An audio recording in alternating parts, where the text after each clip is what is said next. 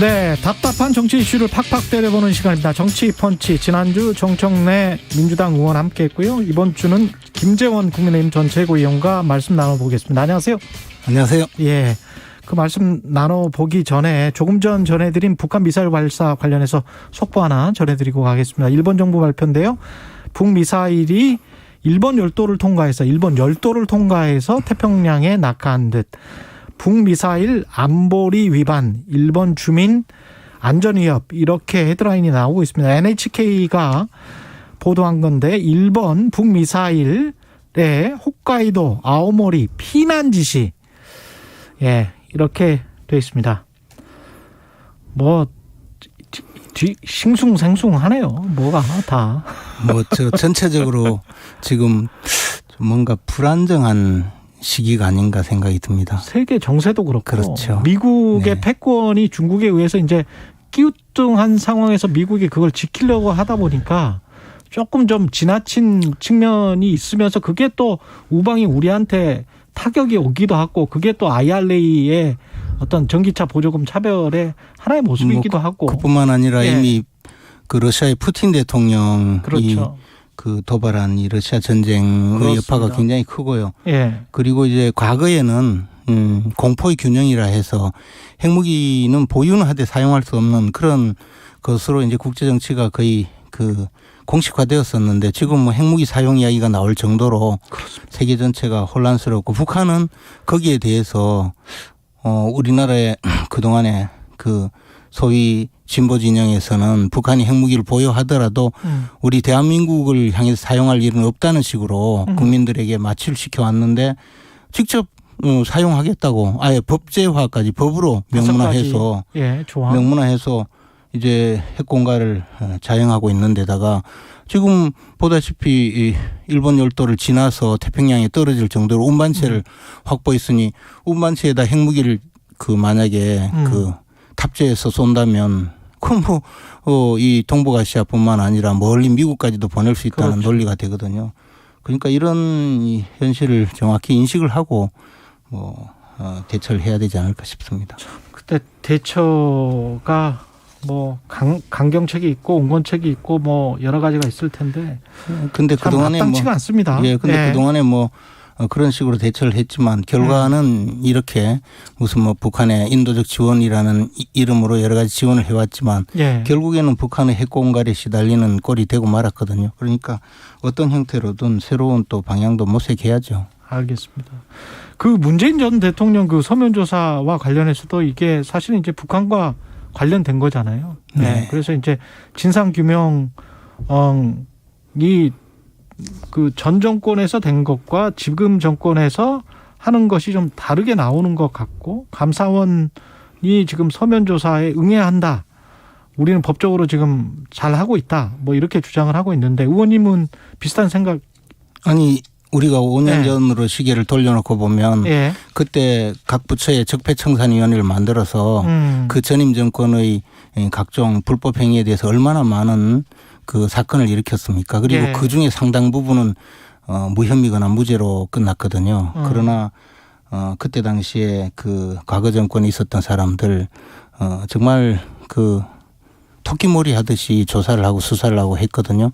그리고 문재인 대통령은 사실 그때 박근혜 전 대통령이 대통령 재임 중에 검찰 수사를 받으라, 그리고 수사를 거부하면 강제 수사를 해라고 요구하던 분이에요. 그때는 대통령 재임 중에. 근데 어떤 대통령 사건이었었죠? 그때 당시에 그 이른바 국정농단 사건으로 검찰이 수사를 하려고 하니까 조사를 거부했다고 하는 보도가 나오니까, 문재인 대통령이 직접 그 페이스북인가요? 거기에 글을 올려서 이제 강제 수사해라, 막 그런 요구를 하기도 했어요. 그리고 그런 적도 있는 분이 지금 대통령에서 퇴임하셨잖아요. 예. 대통령 퇴임하면요, 그냥 자연인으로 돌아가는 거거든요. 우리나라는 특권 계급을 창설할 수 없다고 아예 헌법에 명시가 되어 있어요. 우리나라 신분제 국가가 아니거든요. 예. 그런데 아무리 전직 대통령이라 하더라도 저는 조사를 못 받겠다, 불쾌하다, 이렇게 반응을 하셨다면 응당 그럴 수 있다고 봐요. 그거는 또 자연인으로서도 그럴 수 있으니까. 그런데 무리한 짓이라는 말을 듣고 이거는 좀 뭔가 다르다라는 생각을 했어요. 이거는 무슨 계급 의식이 있는 건가? 아주 선민 의식? 고귀한 신분에 있는 나를 감히 너희들이 조사를 하겠다고 무리한 짓이다. 이것은 마치 그 태조 이성계가 태종 이방원에게 이제 권력을 뺏기고 나서 은거에 있을 때 태종 이방원이 보내서 그 신하를 보내면 거기에 대해서 고함치는, 사극에서 고함치는 뭐 고얀 놈 이런 그런 느낌으로 봤어요. 이것은요 정말 좀 다르다고 봐요. 그걸 또 정제되어서 표현할 수 있는 그 과거에 그 참모로 있던 국회의원이 직접 의원? 무리한 짓이라고 그렇게 표현을 하면서 발표를 했거든요. 전한 것이죠. 예. 저는 이게 무슨 왕조국가도 아니고 이런 식으로 반응하는 데 대해서는 솔직히 말씀드려 국민은 한 사람으로 모욕감을 느꼈어요. 차라리 그냥 이것은 뭐 정치 보복이다. 내 조사 못 받겠다. 부당하다. 그러신다면 뭐 그거는 이해할 수 있죠. 근데 무리한 짓이라고 말한 것은 굉장히 잘못된 일이라고 봐요. 정치 보복이다라는 것은 이해할 수 있다라는 말은 그 내용도 이해할 수 있다는 겁니까? 아니 일단 아니면은 그런 형식적으로? 반응이라면 누구든지 할 수 있죠. 그런데 국가기관에서 지금 조사를 하는 것 아니겠습니까? 더욱이 감사원은 사실은 헌법상으로 공무원 직무감찰과 회계검사를 위해서 설립한 독립기관이에요. 소속은 대통령 소속으로 되어 있지만. 그렇죠. 그러면 어쨌든 그 감사원에서 헌법과 법률에 의해서 조사를 하겠다는 거 아니겠어요? 근데 뭐 조사를 못 받겠다고 하면 그에 대한 그 책임만 지면 되는 건데 그 감사원이 조사를 하겠다는 그 서면 조사에 대해서 무리한 짓이라면 어떻게 해야 됩니까? 그럼 전직 대통령은 서면으로 물어보지도 못하나요? 그럼 과거 대통령들은 지금 어떻게 돼 있습니까? 그 민주당 조홍천 의원은 아직 검찰 수사가 진행 중인데 전 국정원장들에 관해서도 조사를 못한 상황에서 감사위원회는 또 일부가 반대를 하고 있고 중간 결과 발표를 감사원이 이 시점에 서면 조사를 보낸 것 그리고 이메일을 보낸 것 그것은 어떤 정치적인 의도가 있는 것 아닌가 그렇게 지금 이야기를 하고 있는데 제가 보기에는요. 예. 감사원이 시한을 정해두고 지금 그 발표 시한을 정해두고 이제 최종 막바지 그 조사 단계가 아니겠습니까? 그런데 예. 예컨대 검찰 수사라는 것은 이것이 고의적인 위법이 있느냐를 판단하는 것이고 감사원은 공무원의 직무 감찰을 하기 때문에 예컨대 일선에 있는 그 최고 실무자부터 조사를 했을 것 아닙니까? 근데 그분들 중에서 예컨대 이거 나는 분명히 그때 당시 실족사라고 보고했는데 어느 순간에 윗선에서 이걸 월북이라고 발표하라고 요구하더라. 그렇게 해서 이렇게 끌려갈 수밖에 없었다. 그런 만약에 진술이 있었다고 가정을 하면요. 그럼 그 명령을 누가 내렸느냐라는 것을 조사를 해야 되지 않겠어요? 그렇겠죠. 그리고 만약에 검찰 수사는 고의적으로 이것을 왜곡한 사람에 대해서 형사처벌을 하는 것이지만 감사원은 과실이 있는 것. 그러니까 직무 태만에 의해서 이런 결과가 벌어졌다고 해도 그 직원에 대해서 징계를 해야 되거든요. 그러니까 징계를 위해서 그리고 징계를 넘어서서 위법 행위가 발견되면 감사원에서 뭐 고발을 한다든가 수사 의뢰를 할 수 있지만 예. 그 전 단계라도 조사를 하는 것이 감사원 본연의 임무라는 거죠. 그렇게 해서 조사를 하고 있는데 전직 공무원도 감사원이 징계는 할 수 있습니까? 전직 공무원에 대해서 예. 예컨대 그것이 불법 행위가 드러나서 수사 의뢰를 하고 나면 그것이 문제가 있다면 직무상의 그 위법 행위라면 예를 들어 불법이면 당연히 뭐 수사를 해야 되는 그러니까 전직 공무원에 대해서도 마찬가지로 할 수 있는 거죠. 왜냐하면 연금 문제가 있거든요. 그래서 이 문제를 두고 그러네. 예. 아니 대통령에 대해서는 어떻게 보면 이제 마지막 단계에 대통령 의견을 물을 수가 있죠. 아니 저 지금 부하들이 예. 예컨대 대통령 지시사항이라고 해서 이렇게 했다고 합니다. 의견이 있으십니까? 예. 라고 반론 기회라도 줘야 되지 않겠어요? 예컨대. 그런 단계일 수가 있다는 거죠. 제가 내용을 모르기 때문에 단정적으로 말씀드릴 수는 없지만 그래서 조사를 하는 데 대해서 무리한 짓이라고 하면 도대체 어떻게 해야 되냐고요. 이 나라 그러면 헌법기관이나 법률기관들이 전직 대통령에 대해서는 감히 그 상황 전화 모시듯이 가서 서면 진술을 받으려고 하옵나이다 이렇게 해야 되는 겁니까?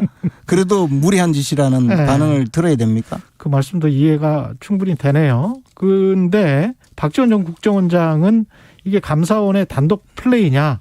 감사원이 윤석열 대통령의 지시 없이 이런 서면 조사를 했을까? 그게 뭐 전임 정권 때는 뭐 그렇게 했는지 모르겠는데 저는 뭐 전임 정권 때 각 부처가 적폐청산위원회를 만들어서 예. 엄청나게 조사를 하고 심지어 세월호 사건의 경우에는 나올 때까지 대통령의 불법 행위가 나올 때까지 몇 번이나 조사를 하는 것도 봤는데요. 예.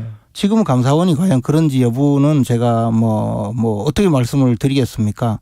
저는 그거보다 중요한 것은 뭐 진술을 하지 않을 수 있어요. 예. 그리고 그것에 대해서 그냥 법률적인 평가나 나중에 뭐 정치적인 평가를 받으시면 되는 건데 어쨌든 반응을 이렇게 하는 거 더군다나 뭐 야당이 그 직권남용죄다 감사원이 그런 걸 보고 정말 실소를 금할 수 없었는데요. 지금 이 문제가 바로 직권남용으로 조사를 하고 있는 거예요.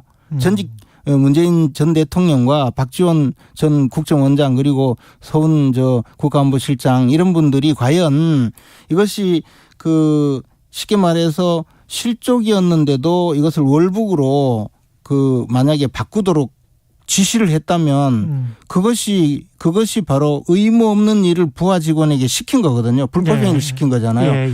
그것이 직권남용죄지 지금 조사를 헌법과 법률에 의해서 조사를 하고 있는 분들이 무슨 직권남용죄입니까? 저는 이 직권남용으로 뭐 그렇게 많이 흔들더니 이제는 입에 너무 익숙해지지 않았는가. 그런데 직권남용죄로 조사를 받으실 가능성이 있는 분들이 뭐 그렇게 이야기하는 것은 잘못이라고 봅니다. 그 윤석열 대통령 순방 논란 이후에 그 비속어 발언을 포함해서 야당에서는 이제 외교 참사라고 부르고 있고 대통령 지지율은 떨어지고 있고 거기에 대한 국면 전환으로 이런 감사를 하고 있는 것이 아닌가. 그게 이제 민주당의 주장인 것 같고 그런데 이렇게 해서 이제 국면 전환은 뭐 하루 이틀 사이에 좀 되는 거는 같아요. 제가 언론인으로서 느끼기에는. 근데 국면 전환은 성공을 했지만 그게 대통령 지지율로 이어질까? 거기에 관해서는 어떻게 보세요? 근데 이제 지금 뭐 대통령 지지율이 예. 문제가 되는 것은 사실은 부정적인 평가가 많아서인데 네. 전임 정권이 조사받는다고 해서 부정적인 평가가 긍정적인 평가로 바뀐다고 보지는 않아요. 이것은 전혀 별개의 문제거든요. 더군다나 대통령의 그 부정평가가 보면 좀 걱정스러운 부분은 무능이라는 이유가 상위권에 랭크가 돼 있어요. 그렇다고요? 이것은 이제 보통 보수 정권은 유능하고 뭐 유능하다는 기본 전제가 항상 있었었는데 그에 대해서 무능이라는 게 다수로 나온다는 거는 굉장히 좀 걱정스러운데 이것은 대통령 본인의 문제가 아니거든요. 예. 대통령이 지금 국정의 방향은 저는 대부분 아주 옳게 가고 있다고 봐요. 기본 방향은. 근데 그 참모들이나 대통령실의 참모들이나 또는 강요들이 그걸 성과를 내는 것이거든요. 이 정부의 효율성이나 능력의 문제는 대통령 혼자 어떻게 할 수가 없잖아요. 그것을 뭐 실행하고 그 결과를 내고 또는 국민들에게 다가가는 것은 전부 참모들의 역할 또는 이제 강요들의 역할인데 가장 능력 있는 분들이라고 해서 인선을 한 거 아니에요? 그러니까 이제 거기에서 국민들이 보기에는 뭐 별로 그렇게 눈에 띄지 않는다는 평가일 가능성이 많아요. 그래서 이제 대통령에 대한 평가라기보다는 대통령 비서실이나 내각에 대한 평가다. 그러니까 이제 이게 뭐 무슨 일이 벌어지면 그에 대한 대처가 제대로 되지 않는다든가 또는 뭐 강요로 임명이 되었는데 중간에 도중 하차한다든가 뭐 이런 것이 총체적으로 이제 그냥 무능하다 이렇게 평가를 하는 경향이 있거든요. 그래서 자제의 그런 점은 좀 돌아보는 것이 좋지 않을까. 과거에 보수 정권의 강요 또는 이제 대통령 비서실 대통령을 보좌하는 분들이 부정평가를 받는 경우는 극히 좀 드물었거든요. 그래서 그럼 외교라인 교체를 할지 야당에서 주장하는 거 이거는 동의하십니까? 저는 외교라인 교체 뭐 외교 예를 들어 대통령 참모들이 좀 대처를 잘못했다고 하는 것은 저는 뭐 충분히 공감을 하는데. 참모라는 게 지금 대통령실을 말씀하시는 거죠? 아니 뭐 실무자든 뭐 지금 이번 일에 저 뭐 대처하는 과정에서 여러분들이 예. 그렇게 정확하게 잘 대처했다고 보지는 않는데 예. 그것을 박진 외교부 장관에 대해서 해임 건의안을 내서 정치적으로 공세를 벌이는 것은 이번 모든 일을 야당이 특히 이제 윤석열 대통령이 런던으로 가서 조문 외교를 할 때부터 계속 외교 참사라고 계속 주장하면서 가짜 뉴스 내지 허위 사실을 많이 허위 사실로 공격을 많이 했어요. 뭐 망사가 달린 모자를 김건희 여사가 쓴 거에 대해서 또는 네. 뭐 왼쪽에 박명록이 작성한 거 이것 전부 말도 안 되는 근데 허위로 저기 공격을 냈고 더 나갔어요. 아니 잠깐만요. 우리 순방하기 뉴스가 이전에 하지 않은 것들에 관해서는 말씀하지 마세요. 우리는 그런 거를 한 적이 없기 때문에. 아니 저 언론의 이야기가 아니고 야당에서 말이에요. 야당에서 출발하기 전에 출발하기 전에도 이미 야당에서 김건희 여사가 뭐 동행을 왜 하느냐 이런 식으로 계속 공격을 하고 그다음에 또 뭐 야당에서 망사 쓴 모자 뭐 이런 것을 가지고 외교 참사라고 계속 주장하고 가면서 결국은 이제 마지막으로 뭐 일본과의 회담이라든가 또는 미국 그 바이든 대통령과의 뭐 48초밖에 회담한 게 무슨 회담이냐 이렇게 하면서 이제 저 대통령의 사적인 그 발언에 대해서 이것을 이제 미국 의회를 모욕했다 하면서 민주당에서 그 아직 방송에 보도되기 전부터 공격을 했거든요.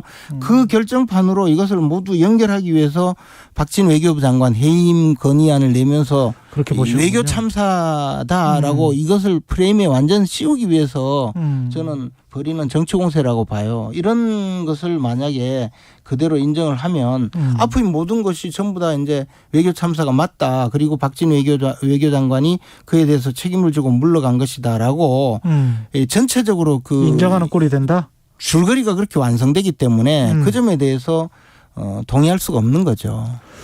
알겠습니다. 예, 계속 강대강으로 부딪힐 수밖에 없는 현재 전국 상황인 것 같습니다. 정치 펀치 김재원 전 국민의힘 최고위원이었습니다. 고맙습니다. 고맙습니다. 예, KBS 1라디오 최경영의 최강시사 듣고 계신 지금 시각은 8시 48분이고요. 교통정보 듣고 다시 돌아오겠습니다. 이 시각 교통정보입니다.